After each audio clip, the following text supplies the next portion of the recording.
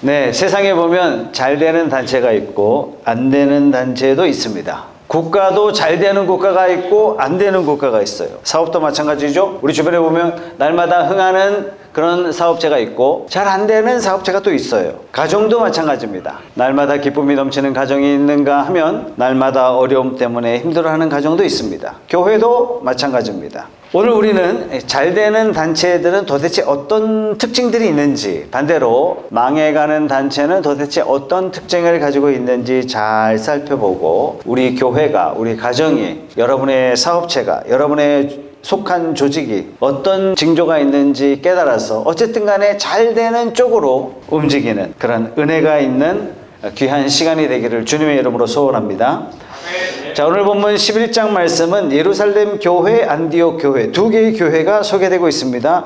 그런데 예루살렘 교회를 보니까 점점 안 되는 징조가 나타나고 있어요. 반대로 안디옥 교회는 점점 좋은 징조들이 많이 나타나고 있습니다. 여러분, 예루살렘 교회는 한때 엄청나게 부흥했던 그런 교회예요. 스데반의 박해 사건을 통해서 헬라파 성도들이 다 흩어지고 반대로 히브리파 성도들만 남았어요. 예루살렘 교회 안에 누가 주류가 되었냐면 히브리파 성도들이 주류를 이루고 있습니다. 히브리파 성도들은 어떤 사람이냐? 전통적으로 유대인이었던 사람이 히브리파 사람들입니다. 이들을 우리가 어떻게 표현하냐면 할레파 유대인 이렇게 이야기합니다. 자, 2절에 보면 그래서 베드로가 예루살렘에 올라왔을 때 할례를 받은 사람들이, 할례 받은 성도들이 나오거든요. 유대 전통의 할례가 있습니다. 이 할례는 어디에 소개되고 있냐면 창세기 17장에 제일 처음에 나오는데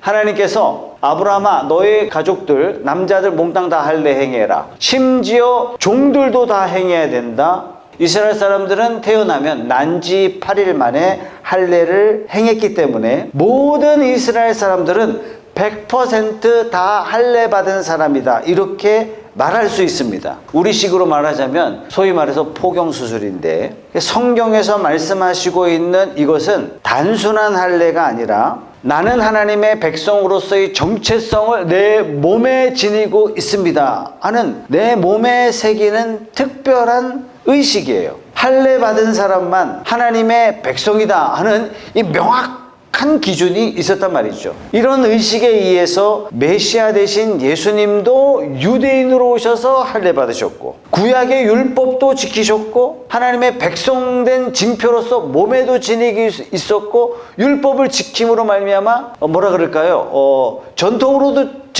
지키고 있었고 예수님도 이스라엘 사람으로 오셔서 할례 다 받으셨어. 이렇게 유대인들이 생각하기 시작했어요. 예루살렘 교회는 정통파 유대인들이 예수를 믿고 모인 교회니까 교회 성도들이 다 뭐 했어요? 전부 다 할례 받은 사람들이에요. 예수 믿는 사람들인데 전부 다 할례 받은 사람들이기 때문에 새로운 성도가 딱 들어오면 예수 믿는다고 환영도 했지만 할례 받았어? 이게 아주 중요한 기준이 돼버린 거예요.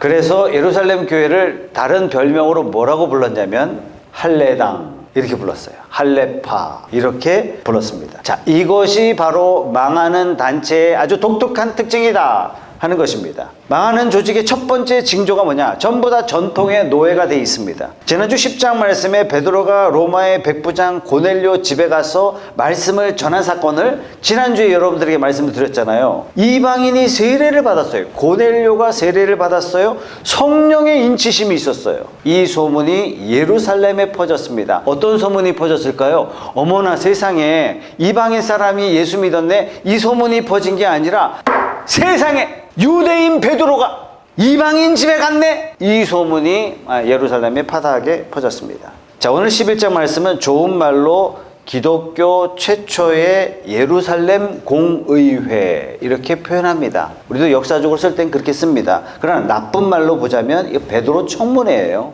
이 청문회를 주도한 사람이 누구냐? 헬라파 유대인들입니다. 3절 말씀 다 같이 한번 읽어볼게요. 당신은 할례를 받지 않은 사람들의 집에 들어가서 그들과 함께 음식을 먹은 사람이요 하고 그를 나무랐다. 지난주에 말씀드린 것처럼 이스라엘 사람들은 경건을 위해서는 먹어서는 안 되는 음식들이 구약 레위기에 쫙 나와 있는데 발에 쪽이 갈라진 그 대표적인 게 돼지잖아요. 그죠? 그래서 중동은 돼지고기를 안 먹습니다. 이슬람의 전통이 아닙니다, 여러분. 소고기라 할지라도 어떻게 해라? 피를 완전히 뺀 다음에 소고기를 먹어라 라고 성경이 말씀하고 있기 때문에 남의 집에 가서 소고기를 먹는다? 그걸 상상할 수가 없는 거예요. 나는 100% 빼서 먹는데 남의 그 사람이 피를 다 뺐는지 확인할 길이 없단 말이죠. 혹 이방인의 집에 갔다가 음식을 먹는데 그 사람이 경건치 못한 방법으로 음식을 준비했고 나도 모르게 그걸 먹었다면 내가 부정해지니까 아예 이방인 집에 가지 않고 아예 이방인 접촉을 꺼리는 거예요. 그러니까 나의 경건의 척도를 어떻게 삼았냐면 이방인을 얼마나 멀리 했느냐, 이것을 나의 경건의 척도로 삼았단 말이죠. 그런데 이런 유대교 전통 가운데 있던 베드로가 어디 갔어요? 이방인 집에 갔어요. 간 게 아니라 그 집에 며칠 묵었어요. 며칠 묵은 것뿐만 아니라 이방인 집에서 준비된 음식까지 먹었어요. 이게 문제가 된 겁니다. 예루살렘 교회에서 이게 문제가 된 거예요. 그런데 답답할 노릇이죠. 예수님께서는 십자가에서 피 흘리심으로 말미암아 모든 율법을 완성하시고 우리를 하나님의 자녀 삼게 해주셨어요. 그래서 구약에 나와 있는 이렇게 해야 정결하게 돼, 이것을 예수 믿음으로 말미암아 한 번에 전부 다 정결케 해주셨어요. 다시 말해서 구약의 전통적인 정결 의식으로부터 우리를 완전히 해방시켜 주셨어요. 다시 말해서 구약의 이런 의식들을 폐기하셨단 말이에요. 폐기된 그것들을 다시 끄집어 올려가지고 이래야 예수 믿었더라도 할례를 행해야 당신이 구원받습니다. 이 얘기 뭡니까? 십자가는 아무런 의미가 없다, 이 말하고 똑같은 얘기가 되는 겁니다. 마가복음 7장 15절 16절 말씀 같이 읽어볼게요. 시작. 무엇이든지 사람 밖에서 사람 안으로 들어가는 것으로서 그 사람을 더럽히는 것은 아무것도 없다. 사람에게서 나오는 것이 그 사람을 더럽힌다.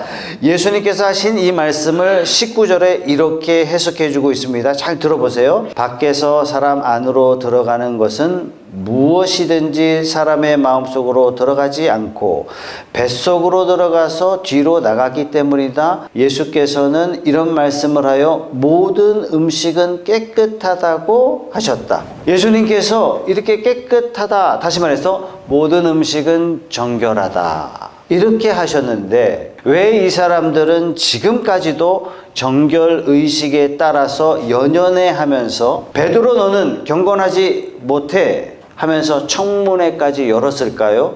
이유는 딱 하나예요. 전통의 노예가 되어 있는 거예요. 우리는 옛날에 말이야 이렇게 되는 거예요. 이게 바로 망해가는 단체의 특징이다 하는 것입니다. 모든 망해가는 단체들은 반드시 이런 특징을 가지고 있어요. 과거의 사고방식을 아주 철저하게 붙잡고 있어요. 절대 바꾸려 하지 않습니다. 그러면 망합니다. 왜? 물은 흐르기 때문에, 시대는 변하기 때문에. 전통이 나쁘다는 말이 아니에요. 전통이 생겼을 때는 그만한 이유가 있죠. 왜? 전통이라고 하는 뭔가 지속성이 필요하기 때문에 전통이라는 이름이 붙어버린 거예요. 또 안정감을 주기 때문에 이 전통이라는 이름이 붙은 거죠. 그래서 우리는 전통을 존중해야 됩니다. 그런데 전통이 본래 가지고 있었던 그 취지를 실현하지 못할 때, 예를 들어서 과거에 했던 방식을 고집했는데 피해가 와요. 사람들이 다쳐요. 조직이 성장하는데 걸림돌이 되고 있어요. 그렇다면 과감하게 버려야죠. 성장하는 단체를 보면 조직의 문화라는 게 있는데 반대로 하락하는 단체도 나름대로 조직 문화가 있습니다. 근데 이 조직 문화가요 굉장히 경색돼 있어요. 자, 초기 기독교 사회의 헬라파 사람들은 수천 년 동안 지켜왔던 전통의 노예가 돼 있어서 버리지 못했습니다. 이 사람들이 주류가 되어 있었던 예루살렘 교회가 아주 커다란 위기에 직면하고 맙니다. 코닥 회사가 뭐라 그랬냐면 허리우드에서 영화를 보려면 코닥 필름 써야 돼. 이 말 딱 하고 6개월 뒤에 코닥이 망했어요, 여러분. 야, 영화를 보려면 전통적으로 필름을 돌려야지. 전통을 고집하다 망해버리고 말았어요. 옛날에 성공한 방식이 지금도 여전하리라. 큰 오산이죠. 전통이 현실에 맞지 않으면 과감하게 버릴 줄도 알아야 됩니다. 버리지 못해서 망한 회사가 또 어딥니까? 노키아 아닙니까, 여러분? 전통은 존중하되 옛날에 해오던 이런 방식이 내가 속한 구성원들을 힘들게 하고 다치게 하고 경직되게 만들고 발전을 저해하는 것이라면 과감하게 진취적인 마인드를 가지시는 여러분 되시길 주님의 이름으로 축복합니다. 자, 헬라파 사람들의 두 번째 특징이 뭐였냐? 매우 부정적이었어요. 어떤 단체든 망해가는 단체의 아주 큰 특징이 뭐냐? 매우 부정적이라는 얘기예요. 지금 하나님을 모르던 이방 사람들이 성령을 받아서 하나님의 백성이 되었습니다. 어떤 일이에요? 예수님의 소원이 이루어지고 있는 거잖아요. 그죠? 매우 기쁜 사건이죠. 주님의 사명이 이루어지고 있는 거예요. 그런데 이런 감격이 없어요. 와, 하나님의 뜻이 이루어지고 있다. 이런 감격은 없고 뭐만 남았어요? 야, 베드로, 왜 이방인 집에 갔어? 어떻게 그런 음식 먹을 수 있어? 청문회하고 있는 거예요. 부정적인 사람들의 특징이에요. 항상 사람을 볼 때 강점을 보고 장점을 보지 않고 약점을 봐요. 자꾸. 쟤는 이래서 싫고, 쟤는 이래서 싫고, 쟤는 이래서 안 되고, 아이고, 싫어, 미워, 죽겠어. 늘 약점 찾기에 바빠요.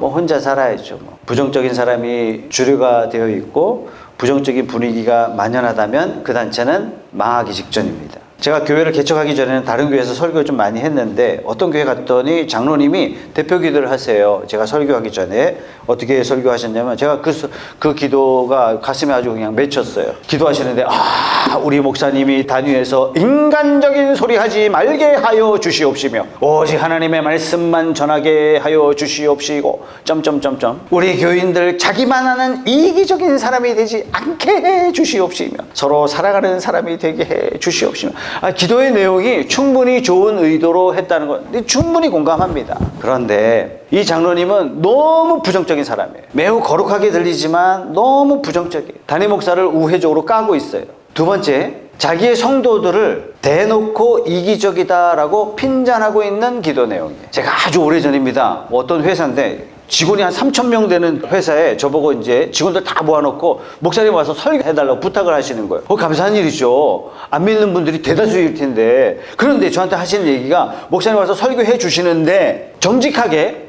훔치지 말고 성실하게 일하라는 그런 내용을 담아서 설교해 주십시오. 무슨 내용이에요? 이 대표는요 매우 부정적인 사람이에요. 자기 회사 직원들을 잠재적으로 도둑놈으로 보고 있는 사람이에요. 우리 회사 3,000명 직원들은 전부 다 게으른 놈들이다. 마음에 전체가 확 깔려 있는 거예요. 한 10여 년 전에 제가 부산에 있는 모 기업에 설교를 한번 했습니다. 설교를 마치고 사장실에 이제 사장님하고 차를 마시기 위해서 딱 갔어요. 그랬더니 한 여직원이 차를 가지고 오셨어요. 그런데 이 대표가 이 여직원 보는 앞에서 목사님이 박 부장이 앞으로 우리 회사 사장이 될 거라고 입에 침이 마르고 칭찬을 하시는 거예요. 굉장히 긍정적이죠. 이 회사는 사장이 없어도 회사가 잘 돌아가는 그런 회사예요. 아니나 다를까 회사 분위기가 굉장히 밝아요. 잘 되는 회사는 인정해주고 칭찬해주고 감사가 많아요. 파헤쳐보면 문제가 없었을까요? 아니요. 거기도 분명히 문제가 있을 겁니다. 그런데 마음을 어디다 두느냐 이게 중요하죠. 감사할 일, 칭찬할 일, 고마운 일 여기에 초점을 맞추는 집안이 잘 되는 집안이고 좋은 회사고 그러지 않겠습니까? 우리 스스로를 좀 잘 살펴야 됩니다. 나는 과연 긍정적인가 나는 부정적인가 나의 긍정적인 표현들이 우리의 가정과 교회와 회사를 더 흥하게 만들고 반면에 나의 부정적인 태도가 가정과 교회와 회사를 더 퇴하게 만들 수 있기 때문에 우리는 우리 자신을 잘 살펴야 됩니다. 아니 목사님 문제가 뻔히 보이는데 답답한 일이 분명히 있는데 이런 상황에도 감사한 일, 칭찬한 일, 고마운 일 봐야 됩니까? 그런 뜻은 아닙니다. 문제에 초점을 맞추기보다도 해결 방법에 초점을 맞추는 거죠. 문제에 초점을 맞추면요 부정적인 시각과 태도로 돌변할 수밖에 없어요. 그런데 해결 방법에 초점을 맞추면 태도가 긍정적으로 바뀝니다. 제가 자주 여러분들에게 말씀드렸잖아요. 제가 학생들에게 수학 문제를 풀으라 하는데 그러면 풀다가 안 풀리면 어떻게 해요? 꼭 이런 애들 있습니까? 누가 뼈다고라스인지 피타고라스인지 그 인간은 도대체 뭐 한다고 이런 법칙을 만들어서 선생님 우리를 어렵게 만듭니까? 뭔 얘기입니까? 안 풀고 싶다는 얘기예요. 원망하는 거예요. 선생님 질문 있습니다. 미분 적분이 사회생활 하는데 도움이 될까요? 이런 애들 꼭 있다니까요. 여러분 아마 들어보셨을 거예요. 무슨 얘기예요? 안 배우겠다는 얘기예요. 내 머리 거기다가 안 쓰겠다는 얘기예요. 반대로 이걸 긍정적인 태도는 뭐냐면 수학 재밌다 그런 뜻이 아닙니다. 이 문제 어떻게 풀까? 이거예요. 해결책에 초점을 맞추는 거예요. 그럼 문제가 풀려요. 여러분 아시죠? 우리 인생이 다 뭐죠? 우리 인생이 전부 다 문제풀이에요. 우리 인생 전부 다 문제풀이입니다. 하나님 문제 없이 살고 싶어요. 죽는 것밖에 방법이 없어요. 우리 인생 죽을 때까지 문제풀이에요. 어떻게 하실 거예요? 부정적으로 대하실 겁니까? 아니면 문제풀이에 집중하실 것입니까? 제가 한 15년 전에 어디 강의 갔다가 역시 강사로 온 어떤 유명한 단체에서 강사 3명을 불렀는데 하여튼 제가 맨 마지막에 강의하고 그 다음에 강의 끝나고 온 그 젊은이가 누구였냐면 당시 메르치 화재 전국 1등이었어요. 그 중간에 강사 이제 강의를 하고 있고 둘이 차를 마시면서 그때 당시 저를 만났을 때 31살이었어요. 전국에서 대단하다라고 많은 사람들로부터 호평받는 그런 젊은이였어요. 그래서 제가 둘이 차 마시면서 물어봤어요. 단도직입적으로 1등해서 연봉이 얼마냐? 그래서 제가 확인했고 두 번째 질문, 너는 어떻게 해서 전국 1등이 됐냐? 이거예요. 네가 남들과 다른 점이 도대체 뭐냐? 그랬더니 쫙 얘기해 주더라고요. 그러니까 이 친구의 대답이 이랬어요. 고객이 노라고 대답할 때 자기는 그것을 긍정적인 신호로 봅니다. 어떻게? 다시 설명해 줘. 못 알아듣겠어. 지금은 타이밍이 아니니 다른 타이밍에 만나서 해결합시다. 이렇게 자기 해석한다는 얘기예요. 지금 내가 판단하기 좀 갈등이 생기니까 내가 생각할 근거와 자료들이 좀 내 안에 축적될 때까지 좀 기다려줘. 이렇게 생각한다는 얘기예요. 자기가 만난 고객들 중에 자기한테 노 해가지고 고객이 안 된 고객이 단 한 사람도 없다는 얘기예요. 몽땅 고객으로 다 바꿔놨어요. 고객의 부정적인 태도를 긍정적으로 인식했어요. 여러분, 세일즈맨 입장에서 고객이 노 하는 건요 굉장히 힘든 말이에요. 그러니까 세일즈맨들이 고객이 노 그러면 이걸 매우 부정적으로 해석을 하죠. 안 산다고? 이 정도가 아니라요, 꺼져 이렇게 알아들어요. 난 네가 싫어 이렇게 알아들어요. 내 제품이 마음에 안 들어 이렇게 인식하는 게 아니라 난 네가 싫어 이렇게 인식하는 거예요. 매우 부정적으로 해석을 하는 거죠. 그래서 고객이 노 할 때 내 물건을 안 사겠구나 이렇게 생각한 게 아니라 내 자존감이 무너지는 거예요. 이게 축적이 되니까 새로운 고객을 만나고 싶은 마음이 전혀 안 드는 거예요. 왜? 상처가 될까 봐. 그러면 세일즈는 엉망이 되고 마는 거죠. 사랑하는 성도 여러분, 예수님 안에 긍정적인 사람이 되시고 여러분이 가는 곳마다 긍정적인 분위기가 만들어지시고 사업을 하든 직장을 다니든 여러분이 있는 곳이 잘 되는 귀한 축복의 열매를 맺으시길 예수님의 이름으로 축원합니다. 부정적 마인드로 가득했던 헬라파 사람들이 주류를 이루었던 예루살렘 교회의 청문회로 가보겠습니다. 4절 말씀 같이 읽어볼게요. 시작. 이에 베드로가 그 사이에 일어난 일을 차례대로 그들에게 설명하였다. 베드로에게 일어난 일이 뭡니까? 천사가 고넬료에게 나타나서 베드로를 불러라 하는 요 사실. 동시에 자기에게도 환상이 나타나서 고넬료가 청할 때 거절하면 안 된다는 사실. 세 번째, 베드로가 말씀을 전하고 있을 때 성령께서 임하셨다는 사실. 네 번째, 하나님의 백성으로 뚜렷한 성령의 증거가 나타나자 고넬료에게 세례를 주지 않을 수 없었다는 사실. 네 가지입니다. 그래서 청문회 결과가 뭡니까? 18절 말씀. 이 말을 듣고 그들은 잠잠하였다. 베드로가 간증을 하니까요 전부 다 말이 없어질 뻔했어요. 오랫동안 말이 없었을까요? 지금까지 지켜왔던 전통이 있고, 그런데 하나님께서는 이방인에게 역사하셨고 하나님이 하신 일을 거부할 수는 없고, 그렇다고 자기들이 3,000년 4,000년 동안 지켜왔던 전통을 버릴 수도 없고, 아마 대부분의 유대인들이 어안이 벙벙해서 말이 없었을 겁니다. 아마도 사도들만 하나님께 영광을 돌렸을 것 같아요. 왜냐? 이 전통 문제가 신약 성경 전체에 나타나고 있어요.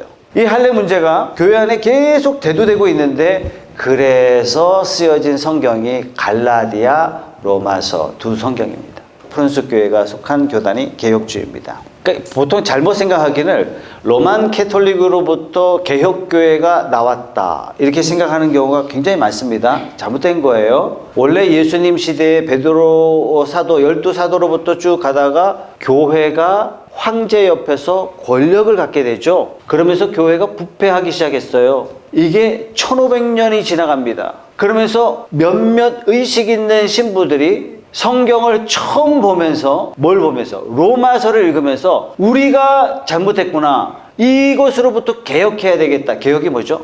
말씀으로 돌아가자예요. 그래서 이렇게 떨어진 교회를 예수님 시대 신약 성경을 우리가 회복합시다. 이것이 바로 기독교입니다. 그럼 개혁교회는 로만 캐톨릭으로부터 개혁한 교회냐? 그건 또 아닙니다. 개혁교회는 어떤 뜻이냐면 우리는 변함없는 죄인이기 때문에, 여전한 죄인이기 때문에 끊임없이 우리는 전통으로 자꾸 돌아가려고 하는 습성을 가지고 있단 말이죠. 그래서 이런 악한 습성을 늘 가지고 있기 때문에 말씀을 보면서 늘 말씀 앞에 우리 자신을 끊임없이 바꾸는, 개혁하는, 날마다 개혁하는 성도들. 그래서 개혁교회입니다. 그래서 저와 여러분들이 하나님의 말씀 앞에 우리 스스로를 잘 살펴서 옛 방식을 고수하고 있지는 않은가, 나 자신이 또한 부정적인 말과 부정적인 태도, 관점에 내가 사로잡혀 있는 것은 아닌가. 여러분 깨닫게 해주실 때 회개하시고 여러분을 통해서 여러분의 속한 공동체가 날마다 성장하기를 소원합니다.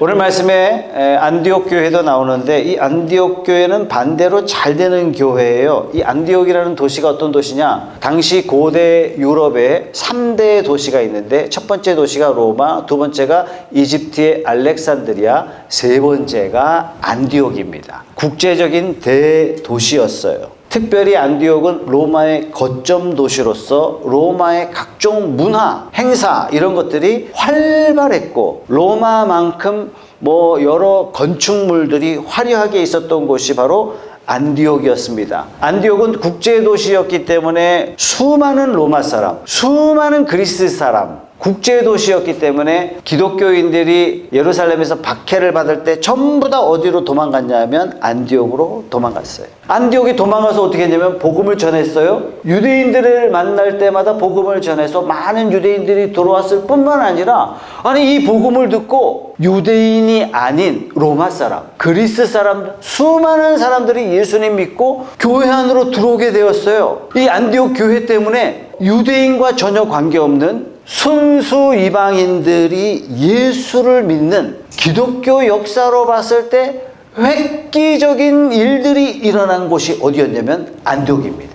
물론 빌립이 전도할 때 에티오피아의 고관이 예수 믿는 사건이 있었죠. 베드로가 전도할 때 지난주에 고넬료 로마 장군이 믿는 역사가 있었죠. 이게 다 개인적인 사건이에요. 그런데 안디옥에서는 동시다발적으로 수많은 이방인들이 예수님을 믿고 예수 믿게 되면서 예수 믿는 사람들이 점점 많아지니까 뭐라고 사람들이 불렀냐면 그리스도인이라는 이 단어가 이때 처음 만들어지게 되었습니다. 그만큼 이제 예수 믿는 사람들이 많이 늘어났다는 그런 뜻이겠죠. 그래서 예루살렘 교회에 이 소식을 듣고 예루살렘 교회가 이것을 듣고 안디옥의 바나바라는 사람을 교회의 지도자로 파송합니다. 오늘날로 친다면 목사가 없는 시골 교회에 담임 목사로 파견한 거예요. 이 바나바를 통해서 안디옥 교회가 막 든든하게 성장해 가고 로마 제국에 복음이 전해지는 이방인 최초의 로마 전체를 복음화하는 이방인 최초의 전진 기지로 쓰임받는 놀라운 교회가 안디옥 교회입니다. 자, 그래서 저는 바나바를 통해서 흥하는 조직, 잘 되는 조직, 성장하는 회사, 좋은 교회 바나바를 통해서 한번 살펴보도록 하시죠. 바나바는 어떤 사람이냐? 바나바는 아주 인격이 훌륭한 사람이에요. 24절 다 같이 읽어볼게요. 시작. 바나바는 착한 사람이요 성령과 믿음이 충만한 사람이었다. 그래서 많은 사람이 주님께로 나왔다. 어떤 단체든지 흥하는 단체, 잘 되는 곳에는 지도자나 구성원이 인격이 있죠. 그죠? 여러분 주변에 소위 성공한 사람들 가만히 보면요, 남이 갖지 못한 그런 독특한 인격이 있어요. 완전하다 이런 뜻은 아닙니다. 그분에게만 있는 어떤 특별한 근면이라든지 어떤 세상을 바라보는 독특한 그 긍정적인 시각, 이런 거라든지 어떤 남이 보든지 안 보든지 성실하거나 정직하거나 공평하거나 그런 거죠. 미래를 내다보는 통찰력이라든지 그런 게 있어요. 상황을 잘 판단하는 지혜라든지 이런 특별한 독특한 남이 갖지 않은 인격을 가지고 있습니다. 그냥 이런 거 없이 돈 버는 기술만 잔뜩 가지고 사업에 뛰어들었다 100% 망하죠. 이런 경우 굉장히 망합니다. 안디옥 교회가 흥할 수 있는 교회가 되었었던 것은 바나바에게 인격이 있었다. 또 바나바를 본받는 교인들이 있었기 때문이다. 그런 거죠. 제가 여러분들에게 여러 번 추천한 책이 있잖아요. 그죠? 전 세계 성공학의 원론과 같은 원조 성공학의 책. 뭐라 그랬죠? 나폴레온 힐의 성공의 법칙이라는 책이에요. 한 1000페이지 되는 책입니다. 사서 보지는 마세요. 그러니까 제가 이걸 한 3번, 4번 정도 읽고 2번 정도 제가 이 책 가지고 세미나를 했거든요. 제가 이 책을 읽으면서 충격을 받았어요. 소위 세상의 성공에 대한 최고의 기술서라고 생각하고 책을 읽어봤는데 1000페이지 전부 다 인격에 관계된 내용이에요. 인격은요, 부를 담는 그릇이에요. 돈 많이 벌었는데 인격이 안 돼서 다 쏟아버리는 사람들이 여기 주변에 많습니다, 여러분. 성공한 것 같은데 뭐 무너져요. 왜요? 인격이 무너지는 거예요. 또 크게 성공한 사람 보면 아유 운이 좋았어요 이렇게 얘기하지만 만나서 이야기를 쭉 해보면 아 이분에게는요 독특한 인격이 있어요. 자기의 재능을 담아낼 수 있는 이런 인격이 있구나. 그런데 예수 믿는 저와 여러분들은 훨씬 유리합니다. 왜냐? 세상은 성공에 대한 기술만 가르쳐주고 있고 세상 사람들도 역시 기술만 배우고 있는데 저와 여러분들은 예수 믿고 성령 충만하게 되면 저와 여러분들의 마음을 새 마음으로 새 영으로 새롭게 해주시기 때문에 세상 앞에 착하고 성령 충만한 사람으로 만들어 주신 줄 믿습니다. 아멘. 그래서 무엇을 하든지 간에 성공할 수밖에 없는 인생이 되신 거예요, 여러분. 아멘. 네. 그래서 여러분 사업하실 때 너무 돈 하시면 안 됩니다. 돈 버는 기술을 배워서 돈 버는 기계가 되려고 하지 마시고 성공할 수 있는 주님의 인격을 갖추시기 바랍니다. 아멘. 자, 목장을 부흥시키는데도 우리가 인격에 좀 집중해야 돼요. 하나님께서 사람을 보내주실 때 하나님께서 안심하고 맡길 만한 그런 사람이 돼야 되는데 갖다 줘도 인격이 부족해가지고 떠먹여 주는데 입에다 넣어 주는데도 불구하고 막 스스로 뱉어내고 있으면 되겠습니까? 자, 우리 교회가 우리 가정이 내가 속한 회사 사업체가 흥하는 단체가 되기 위해서는 무엇보다도 내가 어떤 사람이 되느냐 여기에 집중하면 성공은 보너스다. 여기에 집중하면 하나님께서 자연스럽게 흥하게 해주신다. 믿으시는 여러분 되시기 바랍니다. 아멘.